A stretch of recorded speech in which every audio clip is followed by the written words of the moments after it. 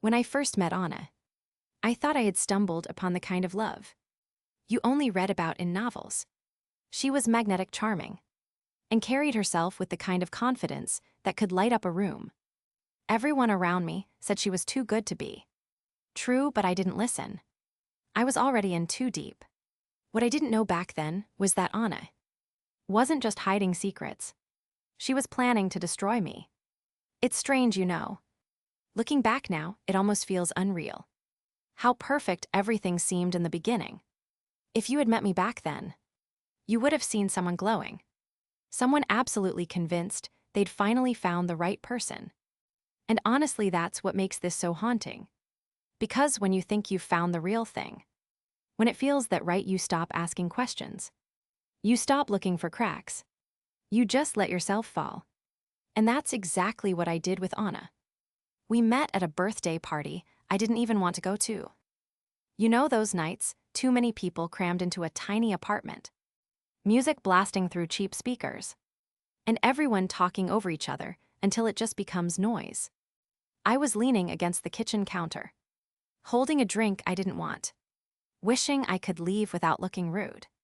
And that's when I noticed her. Anna wasn't the loudest in the room, but she didn't need to be. She had that presence, the kind of quiet confidence that pulls your attention without asking for it. And when she finally looked at me, it was like being chosen. She didn't wait for me to cross the room, didn't hesitate for a second. She walked straight up to me and said, "You look like you'd rather be anywhere but here." And she was right. We started talking, and it was easy. Effortless. You know, that rare kind of conversation where hours pass without you realizing it. That was us. We traded stories about books, about places we wanted to see, about little things from our childhoods that usually feel too unimportant to share, but with her nothing felt unimportant. She made me feel like every word mattered. By the end of the night, the party had died down. People were leaving. She grabbed my phone out of my hand, just like that, bold, no hesitation, and typed in her number. Then she called herself so I'd have hers. She handed it back and said, "Text me when you get home, so I know you're safe." And then she walked away. I'll be honest with you.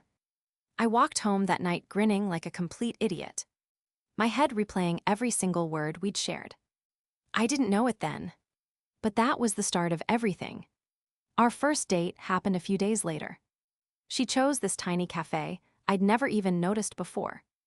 Mismatched chairs, a wall covered in old paintings, and a barista who hummed off key while making coffee. Anna ordered some complicated drink, an oat milk vanilla latte with extra foam. I stuck with plain black coffee. She teased me for being boring. I teased her for being high maintenance. It felt natural, like we'd been doing this for years. And the way she asked questions, not the usual small talk. She wanted to know real things. What I cared about. What kept me up at night. What scared me. And she listened like every word was a secret worth keeping. I found myself telling her things I didn't tell anyone else. She had this way of pulling me open without me even noticing. By our third date, I knew. I knew I was falling. She looked at me like I was the only person in the world, and I wanted to believe I was. And you know that feeling. You don't question it. You just sink into it. Those first months were a blur of happiness. Late night walks through the city, cooking together while she cooked. I mostly got in the way. She introduced me to her favorite music, her favorite books, and somehow even ordinary things. Like grocery shopping felt like little adventures with her. My friends noticed. They told me I looked lighter, happier, more alive. And they weren't wrong. But here's where the shadows start to creep. In small things easy to dismiss. Anna always wanted to know where I was. At first it felt sweet. Text me when you get home. Tell me when you leave work. Caring, right? But over time, it became more persistent. If I didn't respond fast enough, she'd follow up with another message, "Everything okay?" And if I didn't answer a call, she'd say she just needed to hear my voice. I told myself that was love, that it was nice to be wanted like that. She asked a lot about my past. My exes, why things ended, whether I'd ever cheated. At first, I thought it was normal curiosity. But she'd bring it up again weeks later, almost like she was checking my answers, making sure the story didn't change. She'd laugh it off when I noticed, but her eyes never quite matched the smile. One night, I got a text from a coworker. Nothing special, just about a project deadline. But Anna saw the notification, and her expression shifted. Her tone stayed light, but her eyes, they didn't. "Who's texting you this late?" she asked. "Do you usually talk to coworkers after hours?" I reassured her, showed her the message. Even made a joke about how boring work was. She kissed me and said she trusted me. And I believed her. But I couldn't quite forget the way she asked. Still, those little moments got buried under everything good. And there was so much good. Dragging me out at midnight to look at the stars. Surprising me with tickets to a band I loved. Making me feel like life was bigger. Brighter, better with her in it. She made me feel alive in a way I had. And in years. But sometimes, just sometimes, I'd catch her staring at me. Not smiling, not laughing, just watching. Studying. Calculating. And when I asked what she was thinking, she'd say nothing. Just lucky to have you. I wanted so badly to believe her. My friends started noticing too. "She's intense," one of them said. "Don't you think this is moving a little fast?" But I brushed them off. When you're in love, you convince yourself that intensity is passion. That clinginess is devotion. That questions our care. There's one night I'll never forget.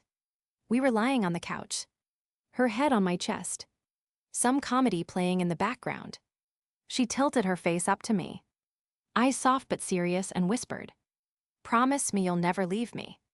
I laughed, kissed her forehead, and said of course not. But she didn't laugh. She just held me tighter. Almost too tight. At the time I thought it was sweet. Proof of how deeply she cared. But now when I look back, I see it differently. That wasn't love. Not really. It was something else. Something darker. Something waiting. But in that moment, all I saw was perfection. The perfect beginning to what I thought would be the rest of my life. You know how when you look back at something, you can see the signs so clearly.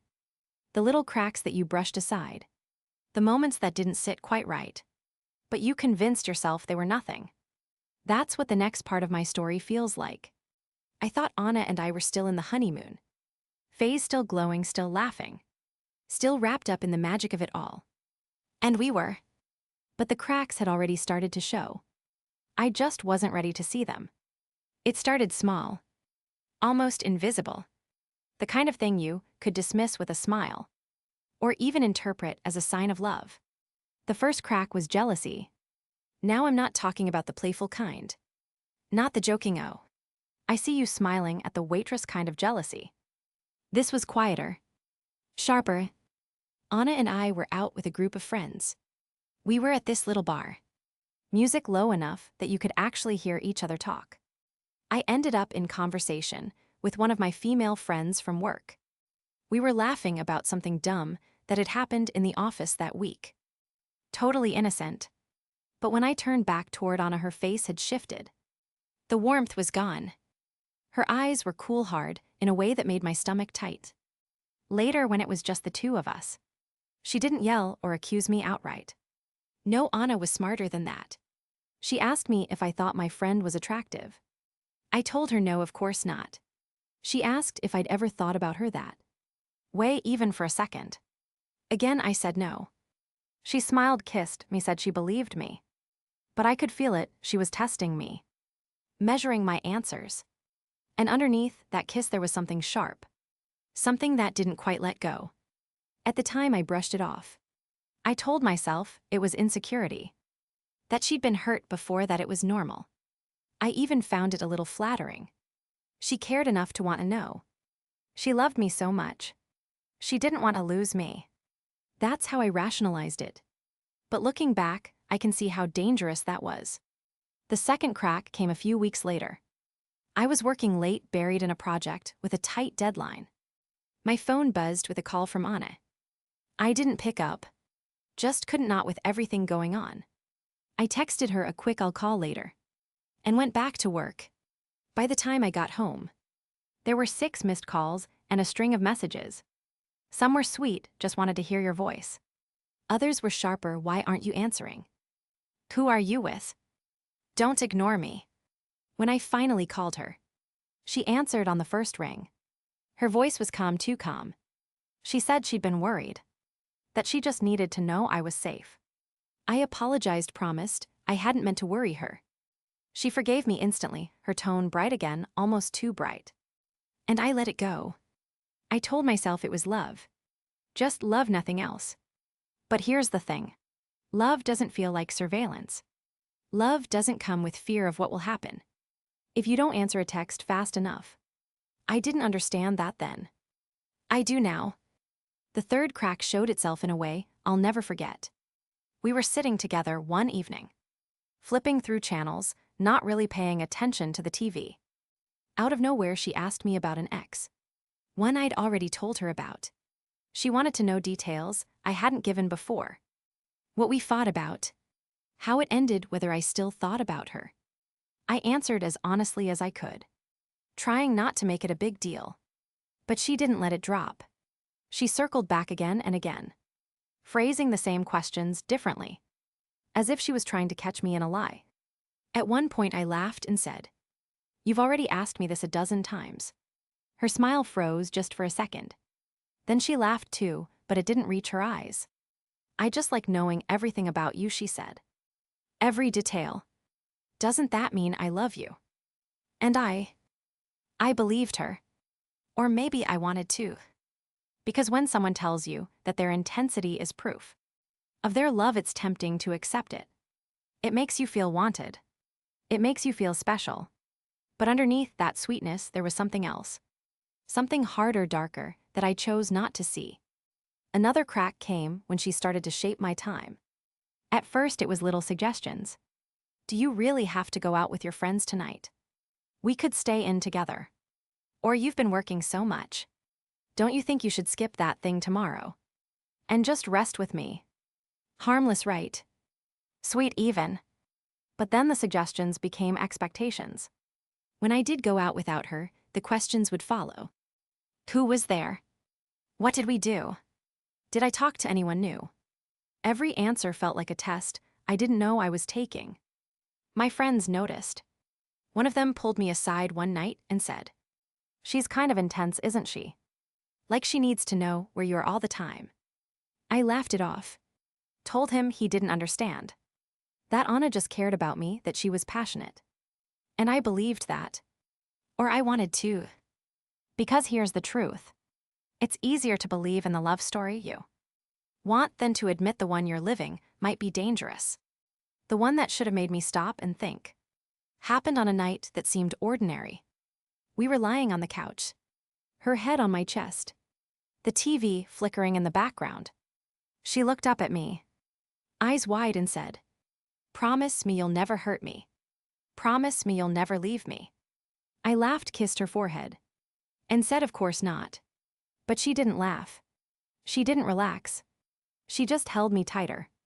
Almost painfully tight, like if she squeezed hard enough, she could fuse us together. At the time I thought it was sweet. Proof of how deeply she cared. But looking back now, I see it for what it was. It wasn't love. It was fear. Control.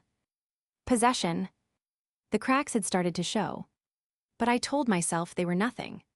Just little flaws in an otherwise perfect picture. I convinced myself that every shadow was just proof of how brightly we burned. I didn't know it yet. But those cracks were about to split wide open.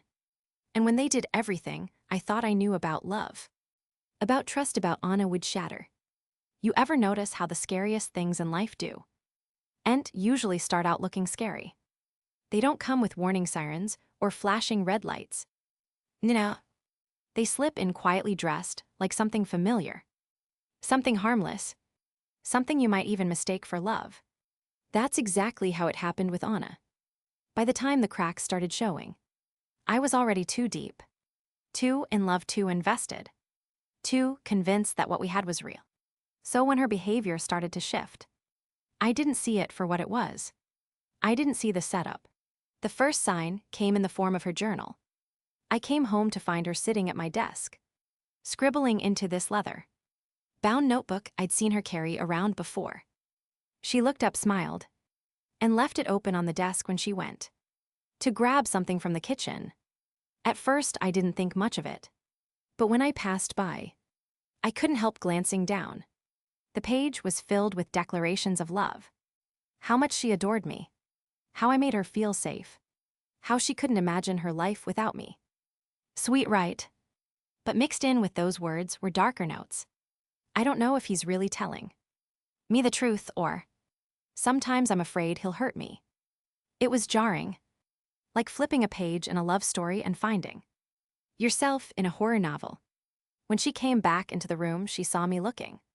But instead of getting angry, she smiled softly and said, "Now you know how much I love you, and how scared I am to lose you." I wrapped my arms around her, reassured her, told her she had nothing to worry about. But inside, something felt off. It was too perfectly placed. Too convenient. Almost like she wanted me to see it. The next sign was how she started talking to our mutual friends. At first, I didn't notice. But little by little, I realized she was dropping comments here and there. "He's been really stressed lately," she'd tell them. Or sometimes he gets distant. And I worry about him. On the surface, it sounded like concern. But the undertone was different.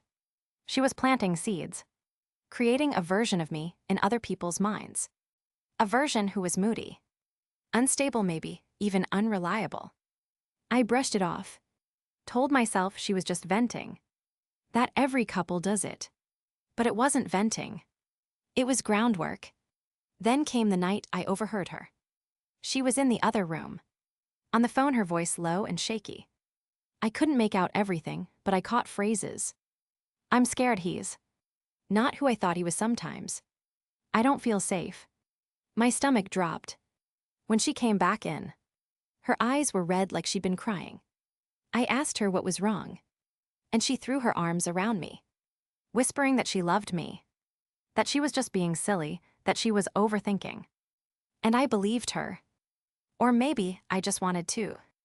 But after that, things started to go missing. At first, it was little things.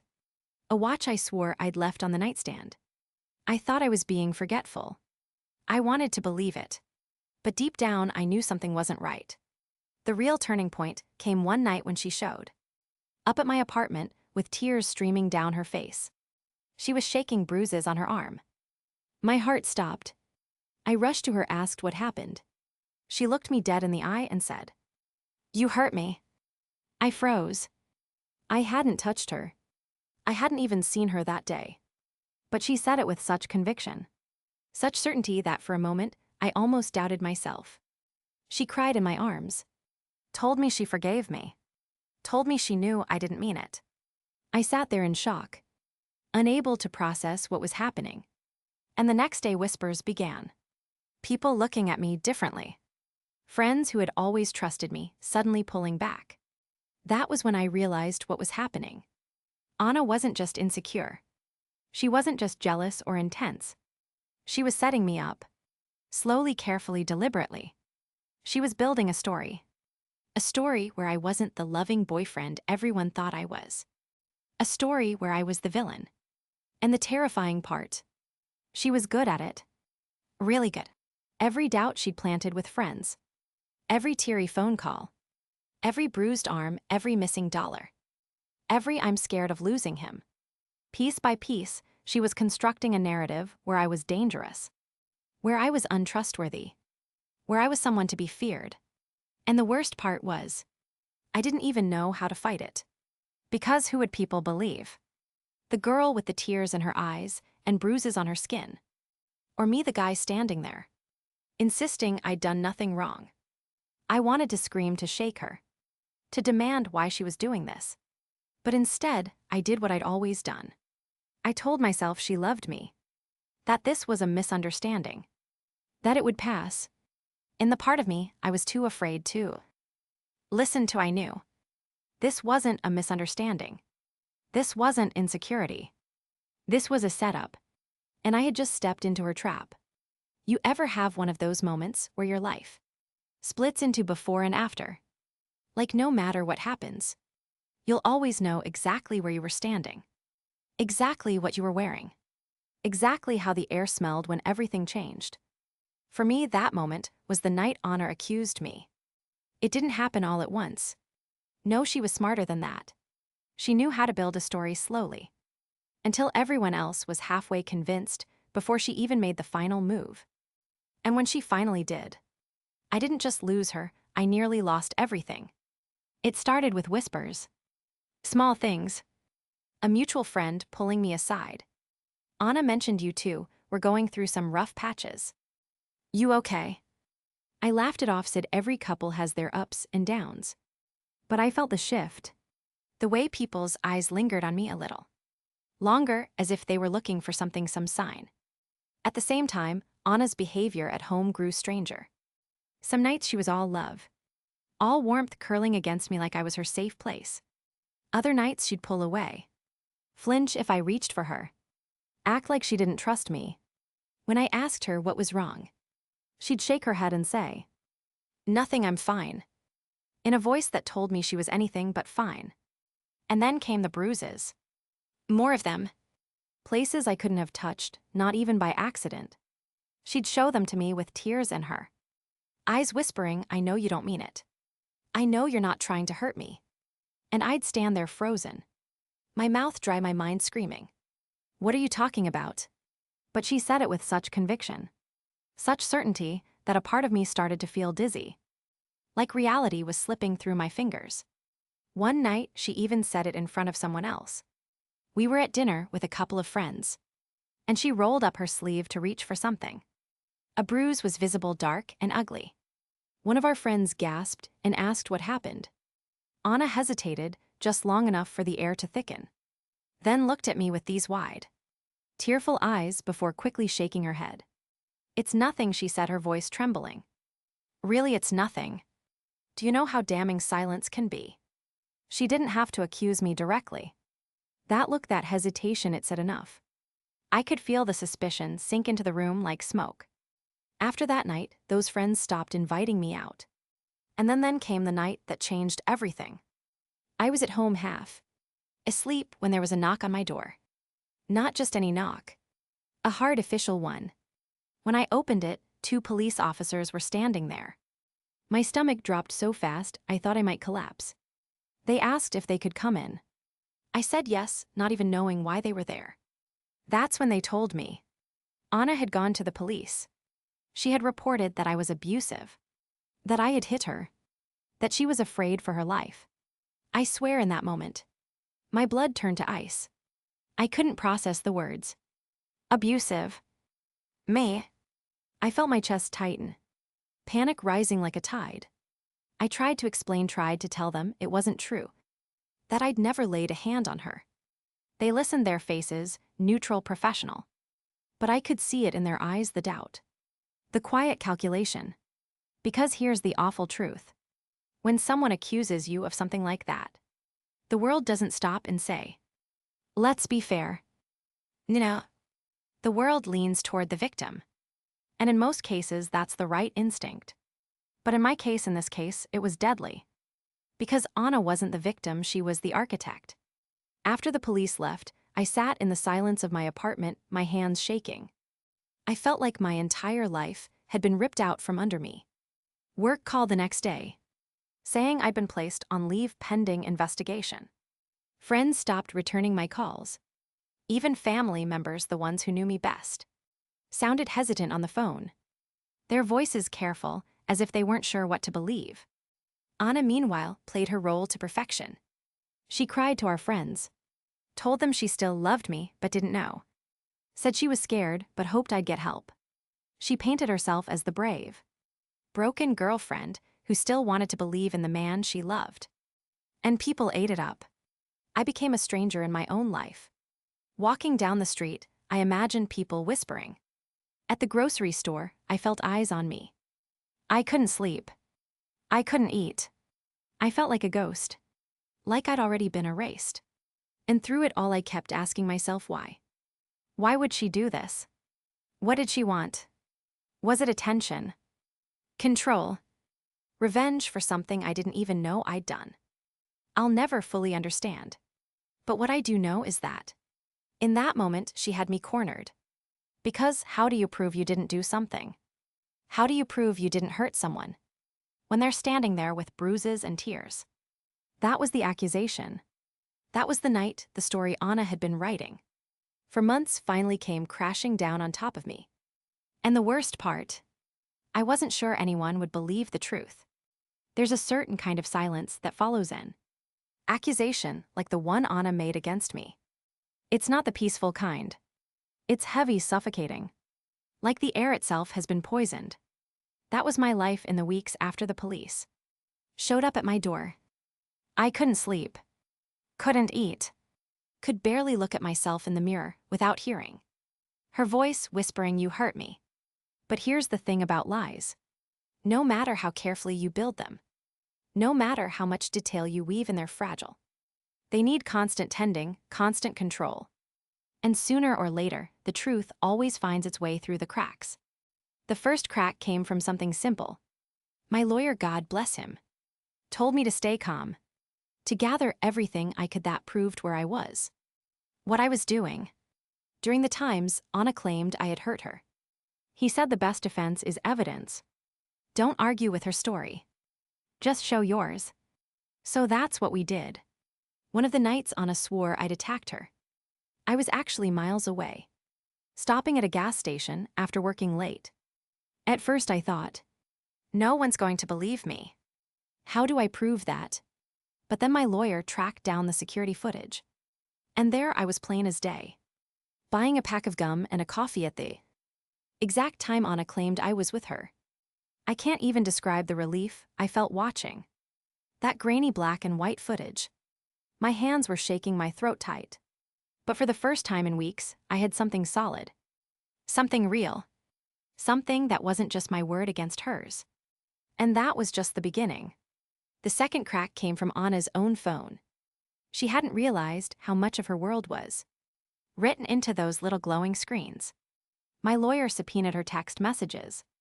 And when they came back, it was like opening a locked diary. Buried between everyday conversations and flirty exchanges with friends was something much darker. She'd been texting another man, not just casually, intimately. And in those messages, she bragged. She bragged about how easy it was to make people believe her. She bragged about how she was going to take, how she'd walk away with everyone's sympathy. Reading those words was like a punch to the chest. Part of me felt sick, broken. Another part of me felt vindicated. Because finally here was proof that I wasn't crazy. That this nightmare wasn't some twisted misunderstanding, it was deliberate. But the biggest crack, the one that made everything start to collapse, came from a neighbor. Anna had claimed that one night I'd attacked her outside my apartment. That she'd left with bruises because of me. But my neighbor had seen something different. He'd been outside, smoking a cigarette, when Anna came around the corner. And he watched her hit herself. Watched her slam her own arm against the edge of a wall. Watched her crumble to the ground in tears. Rehearsing her pain like an actress, learning her lines. When he told the police, everything shifted. Suddenly, it wasn't just my word against hers. Suddenly, there was another voice saying, something isn't right here. And you'd think after all that, I would have felt pure relief. That I would have celebrated.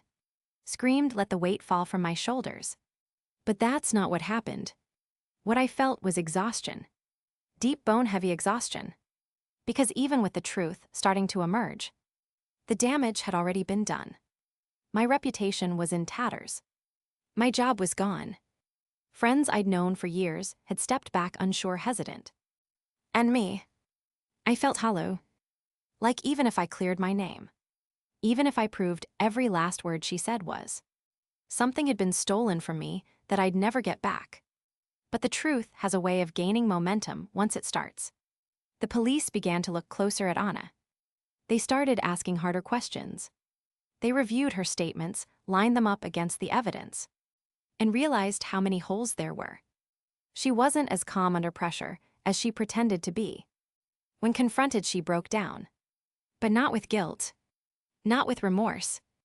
With Ray, I'll never forget sitting in that room, hearing her scream that if she couldn't have me, no one would. That she would rather burn everything down than watch me walk away. It was chilling. Absolutely chilling. Because in that moment, I saw the truth of her. Not the charming woman I'd fallen in love with. Not the sweet girl who held my hand on late night walks, but the manipulator. The architect, the destroyer. That was Anna. That had always been Anna. I'd just been too blinded to see it. From there, the unraveling was quick. Charges were dropped against me. Investigations turned toward her. Evidence stacked higher and higher. And for the first time since this nightmare began, I could breathe again. Not freely, not yet. But enough to feel the air in my lungs. But here's what no one tells you. Clearing your name doesn't erase the scar. The truth coming out doesn't rewind time. You don't just go back to the person you were before. Because once you've been accused, once you've been painted as a monster, even if it's proven false, a piece of that stain lingers. People look at you differently. You look at yourself differently. Still, there was something powerful in watching her lies collapse. Something almost sacred in hearing the truth spoken out loud. And as heavy as the damage was, as much as I'd lost, I clung to that. Because in the end, Anna didn't win. Her story didn't stick. The truth unraveled her lies, thread by thread, until the whole thing fell apart in her hands. And me. I was left standing in the wreckage, scarred, but still standing. Justice. It's a funny word, isn't it? When you hear it, you picture balance. Scales evening out. The wrong being made right. The good guy winning. But what no one tells you is that justice does. Ain't feel like triumph. It doesn't feel like victory. Justice, when it finally arrives, like your body has been carrying something unbearably heavy for too long, and then it slips off your shoulders and you hit the ground, too exhausted to even celebrate. That's what it felt like the day Anna was arrested. It happened fast, but also achingly slow. I'd been told by my lawyer that the evidence had turned everything around, that the police were now investigating her. They had the security footage, the text messages, the neighbor's testimony. The story she'd so carefully constructed had been dismantled. And when the police came for her, it wasn't dramatic. No shouting, no running. She just stood there as they put the cuffs on. Her wrists, her face pale, her eyes hard. But when our eyes met across that sterile room, she didn't look sorry. She didn't look broken. She looked furious. Like this was my betrayal, not hers. Like I had somehow destroyed her by refusing to play along with the role she'd written for me. I'll never forget that look. It was colder than anything I'd ever seen in my life. The trial that followed was brutal. Sitting in that courtroom, hearing lawyers lay out her lies, hearing witnesses describe what they saw, it was surreal. I should have felt vindicated. I should have felt like I was finally being given back my dignity. But mostly I felt tired. So tired. Because every time her lies were repeated, even to be disproven, it was like being accused all over again. She sat there in her neatly pressed clothes, her hair pulled back, trying to look innocent. And sometimes when the evidence was particularly damning, she'd cry. Real tears. She was good at that. Too good. I saw some jurors shift uncomfortably, as if they wanted to believe her.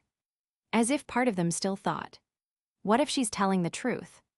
That's the thing about false accusations, they stick. Even when they're proven false. Even when the truth is laid bare. Part of the lie clings to you. It hovers in the air, invisible but heavy. But piece by piece, the truth cut through. The footage. The texts. The neighbor's statement. The contradictions in her own testimony. It all stacked up until the scales tipped completely irreversibly against her. And when the judge read out her sentence, time behind bars charges for filing false reports, harassment, fraud, I didn't feel joy. I didn't pump my fist or smile in satisfaction. What I felt was a strange, quiet emptiness. Because justice isn't about winning. It's about surviving. And survival doesn't come with parades. It comes with silence. With a kind of numb relief that you lived too. See the truth spoken aloud. After the sentencing, People who had doubted me began to circle back. Friends reached out apologizing. "I'm so sorry I didn't believe you," they said. "I should have trusted you." Some meant it. Some I think just wanted to ease their own guilt. I nodded, told them I understood. Told them it was okay. But deep down the scar was already there. Because when people step away from you in your darkest hour, you never forget it. You never look at them the same way again. Work reinstated me eventually. Officially cleared, they said. But the whispers lingered. Some coworkers still looked at me differently. Like they weren't sure what to believe even after the evidence. And maybe that's just human nature. People love a story and scandal sticks longer than truth. I wish I could tell you that watching Anna led away in handcuffs made it all worth it. That seeing her face when the verdict was read gave me the closure I needed. But the truth, it didn't. Because closure doesn't exist. There is no neat bow at the end of a nightmare like this. What exists is survival. What exists is getting up the next morning and deciding, again and again, that you'll keep living even with the scars. Justice served Anna a sentence. But justice didn't erase what she took from me. She took my peace. My reputation. Months of my life spent under suspicion, under fear. She took the way I looked at love. The innocence, the trust, the openness. And those things, they don't come back with a verdict. But still, there was a flicker of something. Not joy, not triumph. Something quieter. Something like dignity. Because she didn't win. Her lies didn't stick. She tried to bury me. And I crawled out anyway. Broken, scarred, but alive. And maybe that's what justice really is. Not balance. Not triumph. But survival. When the dust finally settled. When Anna was gone and the courtroom doors had closed. I thought I'd feel free. I thought I'd walk outside. Take a deep breath and feel like myself again. But the truth is, I didn't. Freedom after something like this doesn't feel like a fresh start. It feels like standing in the wreckage of your old life, realizing you survived. But also realizing nothing looks the same anymore. The pieces are scattered, some are broken. And even the ones you can put back together do. And quite fit the way they used to. For a long time I asked myself the same questions over and over. How did I not see it? How did I let it get this far? How could someone who said they loved me try to destroy me? And the hardest part, there aren't clear answers. Because love makes you blind. Not in the fairy tale way they tell you about it. Songs, but in the brutal. Where you ignore the shadows because the light feels too good. You tell yourself the cracks don't matter. Because you're afraid that, if you admit they do, the whole thing will collapse. Looking back now, I can see the signs. The jealousy. The constant questions. The way she needed to know where I was every second.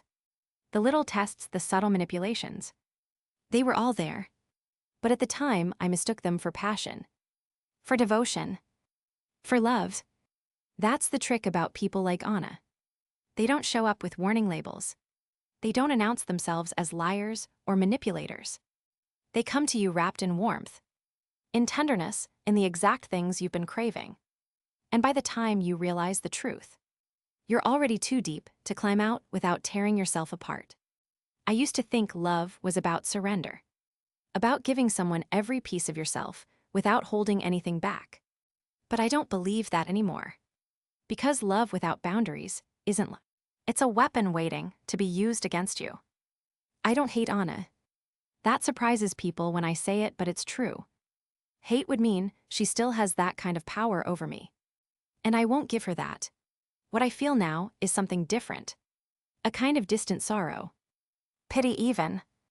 Because whatever darkness lives inside her, it consumed her completely. She tried to pass that darkness onto me. To make me carry it for her. But I refused. The scars are still there. My reputation still carries a shadow. Some people still look at me sideways.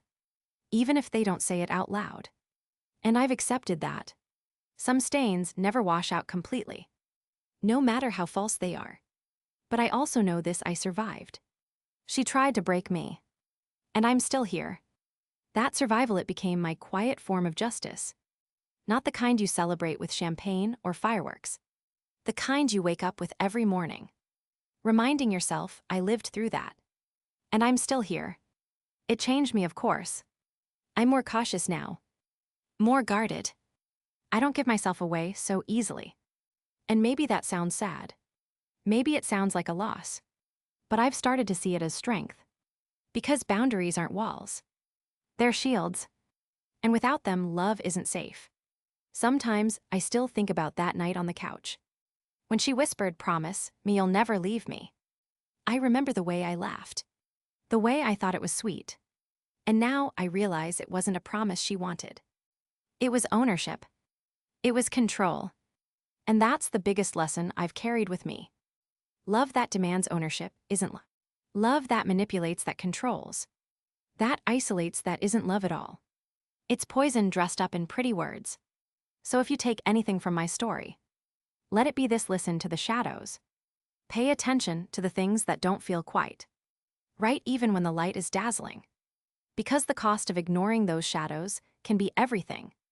Your peace, your reputation, your sense of self. But also know this, if you've been through something like this. If someone has tried to destroy you with lies. If someone has painted you as something you're not. You can survive it. You can come out the other side. Scarred, yes. Changed, yes. But alive. And survival itself is a kind of victory. I'll never get back the innocence I lost with Anna. I'll never go back to the person I was before. But maybe that's not entirely a bad thing. Because now I see things differently. I know what love should look like. What it shouldn't. And I know my worth in a way I didn't before. She tried to frame me. She tried to write me into her story as the villain. But in the end, her lies crumbled. And I walked away not as her villain. Not even as her victim. But as my own survivor. And that's enough. When I look back on everything that happened with Anna, it feels like I've lived two different lives. The first one was golden, the perfect beginning. The late night walks. The way she made me feel like I was the center of her world. It was intoxicating. Addictive. The kind of love story you want to believe in. With every piece of yourself. But then came the cracks. The jealousy. The endless questions. The way she always needed to know where I was. Who I was with, what I was doing. At the time I called it passion. Devotion. Love. But it wasn't love. It was control disguised as care. And then the setup. The whispers to friends. The stage tears. The bruises she created herself but blamed on me. Until one night, the police showed up at my door. And my life split into before and after. Suddenly, I wasn't me anymore. I was the monster in her story. And I almost believed it myself. But here's the thing about lies. They don't last forever. The truth started to unravel her carefully crafted narrative. The footage. The text messages. The neighbor who saw her hurt herself. Piece by piece her story collapsed. Until the mask finally slipped. And what was left wasn't or fear or insecurity. It was rage. A rage that would rather burn everything down than let me walk away. In the end, she faced justice. A sentence. Handcuffs. A courtroom where the truth finally spoke louder than her lies. And me. I survived. Not unscarred. Not untouched. But alive. And that's the part I want to leave you with. Survival. Because survival isn't glamorous. It doesn't feel like triumph. It feels heavy. It feels quiet. It feels like waking up every morning knowing you made it through something designed to break you. I don't hate Anna. I don't even think about her with anger anymore. What I feel is distance. A kind of sorrow. Because whatever darkness lived in her, it consumed her so completely that she had to drag me down with her. But she didn't win. And that's what matters. If you take anything from my story, let it be this: listen to the shadows. Don't ignore the little things that don't feel right just because the light feels good. Because real love doesn't demand control. Real love doesn't test you, trap you, or try to own you. Real love makes you free. And even after everything she put me through, I know this, I'm still here. I'm still standing. She tried to frame me. But in the end, I walked away not as her villain. Not even as her victim. But as my own survivor. And that to me is enough.